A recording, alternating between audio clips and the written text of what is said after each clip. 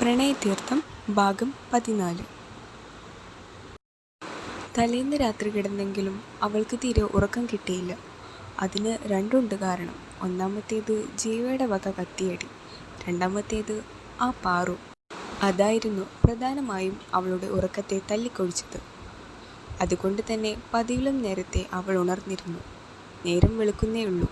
അരികിൽ തൻ്റെ മേൽ ഒരു കൈയും കാലും കയറ്റിവെച്ച് ഒരുത്തി കിടപ്പുണ്ട്. സത്യത്തിൽ അത് കാണെ അവൾക്ക് ചിരിയാണ് വന്നത്, ഒപ്പം വാത്സല്യവും. ഇതിനോടകം തന്നെ ജീവയെ അവൾക്ക് വല്ലാതെ ഇഷ്ടപ്പെട്ടിരുന്നു. ശരിക്കും പണ്ടെപ്പോഴോ താൻ ആഗ്രഹിച്ചതുപോലെ ഒരു കുഞ്ഞനുജത്തി. കാര്യം തന്നേക്കാൾ 1.5 വയസ്സിന് വ്യത്യാസമേ ഉള്ളൂ എങ്കിലും അവളുടെ പെരുമാറ്റത്തിൽ അവൾ എപ്പോഴും ഒരു കൊച്ചുകുട്ടിയാണ്. ഒരു പക്ഷേ വളർന്ന സാഹചര്യങ്ങളാണ് തങ്ങളെ പ്രായത്തെ വ്യത്യസ്തപ്പെടുത്തുന്നത് എന്ന് അവൾക്കൊരു നിമിഷം തോന്നി. ഉറക്കം മുറിയാത്തവണ്ണം അവളെ മെല്ലെ തന്നിൽ നിന്ന് അടർത്തി മാറ്റിക്കൊണ്ട് അപ്പു അവിടെ നിന്ന് എഴുന്നേറ്റ് ഫ്രഷ് ആവാൻ പോയി. ശേഷം മുറുക്കി പുറത്തേക്ക് ഇറങ്ങിയതും കണ്ടത് ഉമ്മർത്ത് നിന്ന് അകത്തേക്ക് കയറി വരുന്നവനെയാണ്. ഇരുവരും പ്രതീക്ഷിക്കാതെ തമ്മിൽ പരസ്പരം കണ്ടതും രണ്ടാളും ഒരു നിമിഷം സ്റ്റക്കായി. എന്നാൽ അപ്പു വേഗം തന്നെ അവനിൽ നിന്ന് നോട്ടം വെട്ടിച്ചു മാറ്റി നിലത്തേക്ക് പതിപ്പിച്ചു.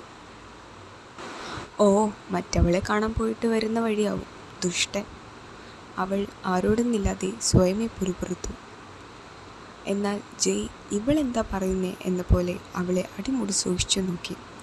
ആ നിമിഷം അവൻ്റെ കണ്ണുകൾ അവളുടെ ആ പച്ചധാവണയിലൂടെ കാണുന്ന ഉടലഴകിനെ അനുസരണയില്ലാതെ തന്നെ ഒന്ന് തഴുകിപ്പോയി. എന്നാൽ അനക്കമൊന്നും കേൾക്കാതെ ആയതും അപ്പു അവനെ മെല്ലെ പാളി നോക്കി. അപ്പോഴാണ് അവളും അവൻ്റെ നോട്ടം ശരിയായ ദിശയിലേക്ക് അല്ല എന്ന് മനസ്സിലാക്കിയത്. അവൾ വേഗം തൻ്റെ അല്പം വെളിവായ വയർ ധാവണിത്തുമ്പ് കൊണ്ട് മറച്ചു. വഷളൻ. അവൾ അവനെ ഒന്ന് കണ്ണുരുട്ടി നോക്കിക്കൊണ്ട് വെട്ടിത്തിരിഞ്ഞു അവിടെ നിന്ന് ഒറ്റപ്പോക്ക് പോയി. എന്നാൽ അത് കാണി ജയ് ഒരു നിമിഷം കണ്ണും മിഴിച്ചു നിന്നു. ഇവൾക്ക് പെട്ടെന്ന് എന്തോ ഒരു ദേഷ്യമുള്ളതുപോലെ അവൻ തൻ്റെ നെറ്റി ഒഴിഞ്ഞുകൊണ്ട് സ്വയമേ ചോദിച്ചു. പക്ഷേ അപ്പോൾ പോലും അവൻ്റെ ഉള്ളിൽ താൻ ഇപ്പോൾ അവളെ നോക്കിയത് തെറ്റായി തോന്നിയില്ല. കാരണം അവൻ പോലും അറിയാതെ അവൻ അവളെ അറിഞ്ഞു തുടങ്ങിയിരിക്കുന്നു. ആ മോളെ, ഇവിടെ അടുത്ത് ഒരു മരണമുണ്ടായി. ഞങ്ങൾക്ക് നന്നായി അറിയുന്നൊരു വല്യമ്മയാ. അമ്മയും ഞാനും അച്ഛനും പിന്നെ സുധയും അവിടേക്കൊന്ന് പോകുന്നുണ്ട്. മോളും വരുന്നുണ്ടോ? ഏയ്, അപ്പുവേച്ചി എൻ്റെ കൂടെ ഇരുന്നോളും, നിങ്ങളൊക്കെ പോയിക്കോ. ദേവി അപ്പുവിൻ്റെ അടുത്തേക്ക് വന്നുകൊണ്ട് പറഞ്ഞതും അവൾ എന്തെങ്കിലും പറയുന്നതിന് മുൻപേ ജീവ ഉത്തരവുമായി വന്നിരുന്നു. അപ്പുവും അതേ എന്ന പോലെ തലയാട്ടിയതും ദേവിയും കൂടുതൽ നിർബന്ധിച്ചില്ല. ശേഷം മുതിർന്നവർ എല്ലാവരും പോയതും ജീവയും അപ്പുവും മാത്രമായി അവിടെ. കണ്ണനും ജിത്തുവും പിന്നെ രാവിലെ പോയ പോക്കാണ്. അപ്പു ചേച്ചി, സോറി, എനിക്ക് ഒന്ന് അത്യാവശ്യമായിട്ട് ഷീലുവിൻ്റെ അടുത്തൊന്ന് പോകണം. അവളുടെ ബോയ് ഫ്രണ്ട് അവളെ ബ്ലോക്കാക്കിയെന്ന് എന്നെ വിളിച്ച് ഒരേ കരച്ചിൽ. ജീവ ചുണ്ടു ചുളുക്കിക്കൊണ്ട് വിഷമത്തോടെ പറഞ്ഞതും അപ്പു ഒരു ചിരിയോടെ അതിന് സമ്മതം പറഞ്ഞു. എന്നാലും ഞാൻ കാരണമല്ലേ ചേച്ചി പോവാഞ്ഞേ? ഇതിപ്പോൾ ഒറ്റയ്ക്കിരിക്കണ്ടേ? അവൾ നെറ്റി ഒഴിഞ്ഞുകൊണ്ട് പറഞ്ഞതും മുറ്റത്തേക്ക് ഒരു ബൈക്ക് വന്നു നിന്നതും ഒരുമിച്ചായിരുന്നു. ആ, ദേ കണ്ണേട്ടൻ. അവൾ ആകാംക്ഷയോടെ അവൻ്റെ അടുത്തേക്ക് പാഞ്ഞതും അവൻ അവളെ ചുളിച്ചു നോക്കിക്കൊണ്ട് ബൈക്കിൽ നിന്നിറങ്ങി. കണ്ണേട്ടാ, കറക്റ്റ് സമയത്താ വന്നത്. അപ്പു ചേച്ചിയെ ഇവിടെ ഒറ്റയ്ക്കാക്കി എങ്ങനെ പോകുമെന്ന് വിഷമത്തിലായിരുന്നു ഞാൻ. അവൾ സന്തോഷത്തോടെ വേഗം പറഞ്ഞതും അവൻ ഉമ്മറത്ത് തൂങ്ങി ചാരി തന്നെ നോക്കാതെ വാശിയോടെ മറ്റെങ്ങോ നോക്കി നിൽക്കുന്നവളെ നോക്കി. കണ്ണേട്ടൻ ഉണ്ടാവില്ലേ ഇവിടെ? അവൾ അവൻ്റെ ശ്രദ്ധ തന്നിലേക്ക് തിരിച്ചുകൊണ്ട് ചോദിച്ചതും അവൻ ഉണ്ടാകുമെന്ന പോലെ മെല്ലെ തലയാട്ടി. അങ്ങനെ അതിലൊരു തീരുമാനമായതും വേഗം വരാം എന്ന് പറഞ്ഞുകൊണ്ട് ജീവ അവിടെ നിന്ന് കൂട്ടുകാരുടെ വീട്ടിലേക്ക് പോയി. ആ വലിയ തറവാട്ടിൽ അവർ രണ്ടും മാത്രമായി. അപ്പു അവന് മുഖം കൊടുക്കാതെ മനഃപൂർവ്വം അവനിൽ നിന്ന് ഒഴിഞ്ഞു നടന്നു.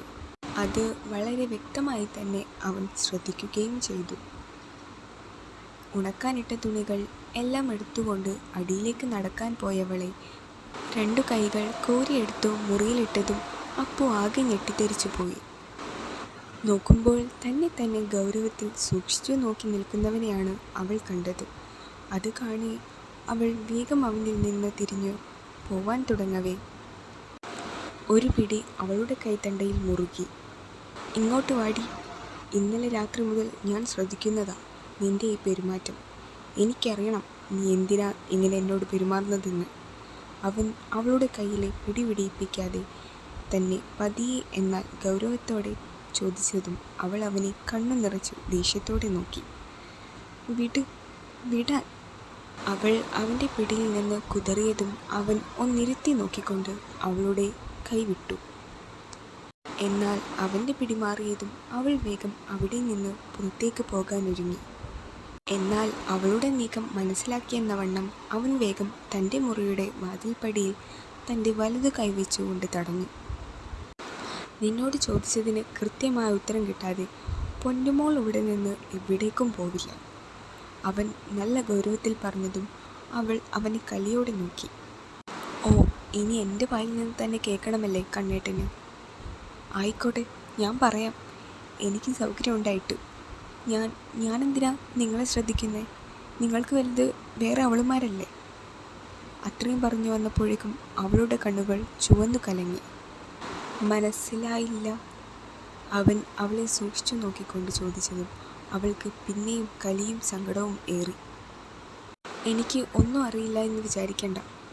പാറു, ഏതാ അവളുമായി കണ്ണേട്ടന് എന്താ ബന്ധം? വന്നപ്പോൾ തന്നെ അവളെ കാണാൻ ഓടിയതെന്തിനാ? ഒരു നിമിഷം കണ്ണൻ നിന്നിടത്ത് സ്റ്റക്കായിപ്പോയി. അവൻ കണ്ണു പോലും ചിമ്മാൻ മറന്നുകൊണ്ട് അവളെ നോക്കി. എന്താ? പാറു? ആ, അവൾ തന്നെ. അവളെ ആയിരുന്നു ഇത്ര ഇഷ്ടമെങ്കിൽ പിന്നെ എന്നെ എന്തിനാ നിങ്ങളുടെ ഇടയിൽ കൊണ്ടുവലിച്ചിട്ടത്? ഒഴുകിയിറങ്ങുന്ന കണ്ണുകൾ വാശിയോടെ തുടച്ചു നോക്കിക്കൊണ്ട് അപ്പു പിന്നെയും പറഞ്ഞതും ജയ് അവളിൽ നിന്ന് അകന്നു മാറി തിരിഞ്ഞു നിന്നു. കണ്ടോ, കണ്ണേട്ടൻ ഉത്തരം മുട്ടി. ഇതായിരുന്നല്ലേ എന്നോട് ഇത്രയും വാശിയും ദേഷ്യവും? ഞാനൊരു മണ്ടി. എന്നെങ്കിലും നിങ്ങൾ എന്നെ സ്നേഹിക്കും, അംഗീകരിക്കും എന്നൊക്കെ കരുതി. അവൾ പിന്നെയും കണ്ണീരോടെ ഓരോ നെണ്ണിപ്പറക്കിയതും ജയ് ഒന്നും മിണ്ടാതെ മറ്റെങ്ങോ ദൃഷ്ടി പതിപ്പിച്ചു നിന്നു. സാരില്ല, ഞാനല്ലേ എല്ലാവർക്കും ശല്യം. ഞാനായി ആരുടെയും സ്നേഹത്തിന് വിലങ്ങുതടിയാവുന്നില്ല.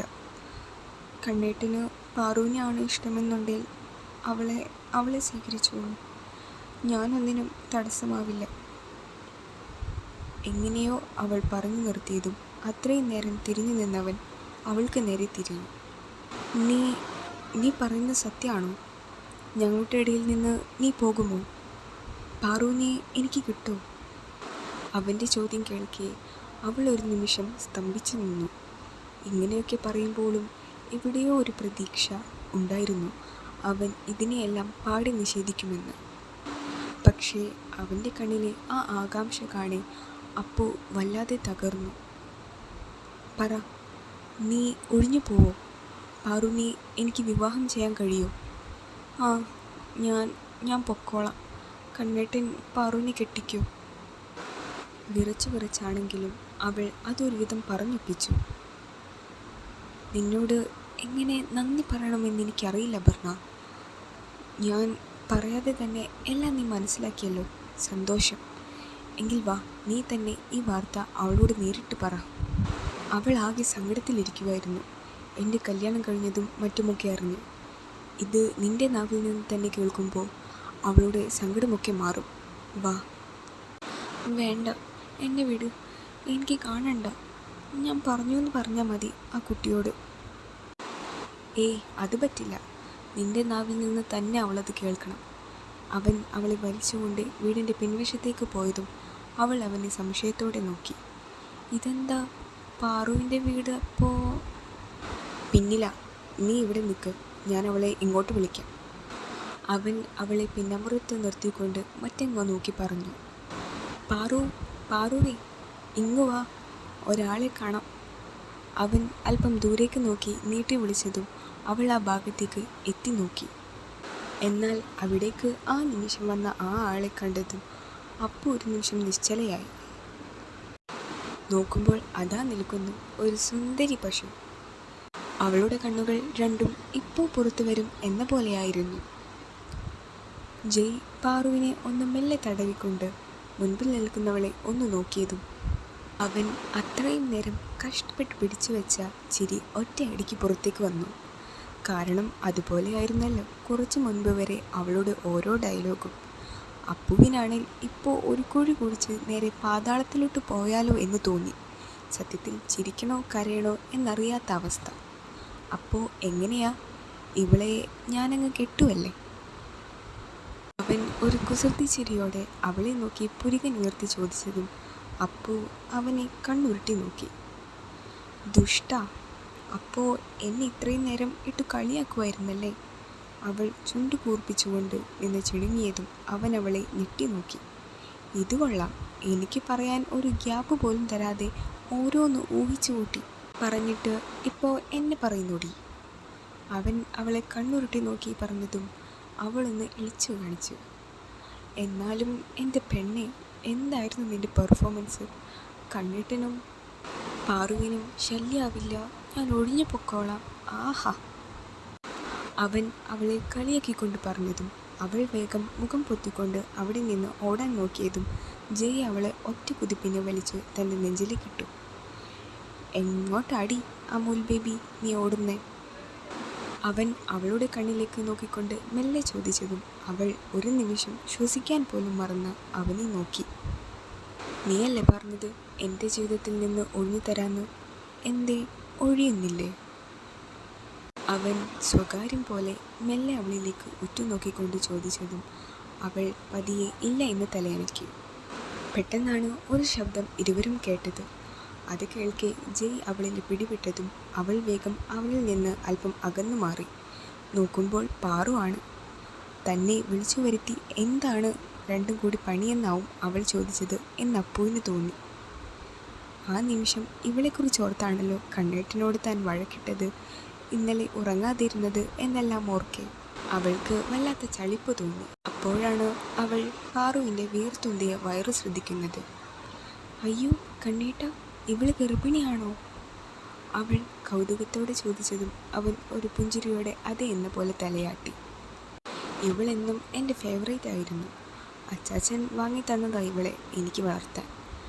പിന്നീട് അങ്ങോട്ട് മാറിയപ്പോൾ ഇവളെ ഇവിടെ തന്നെ നിർത്തേണ്ടി വന്നു. പിന്നീട് ചിത്തു പറഞ്ഞ ഇവള് ഗർഭിണിയാണെന്ന് ഞാൻ അറിഞ്ഞത്. അതുകൊണ്ടാണ് വന്നപ്പോൾ തന്നെ വേഗം എൻ്റെ പാറുക്കുട്ടിയെ കാണാൻ ഞാൻ ഓടി വന്നത്, അല്ലേ പാറു? അവൻ അതിൻ്റെ മേലൊന്ന് തടവിക്കൊണ്ട് പറഞ്ഞതും അവളും അത് സമ്മതിക്കും പോലെ അവൻ്റെ മേലെ തല കൊണ്ടൊന്നുരച്ചു. മാമനാവാൻ പോകുമല്ലേ ഞാൻ. അപ്പോൾ ഞാൻ മാമനാവുമ്പോൾ നീ മാമി.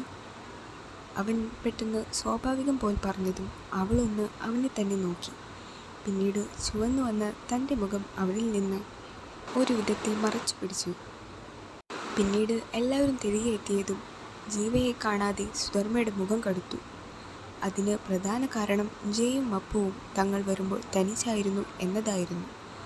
അതേ നേരമാണ് തറവാടിൻ്റെ മുറ്റത്ത് മറ്റൊരു കാറ് വന്നു നിന്നത്. തുടരും.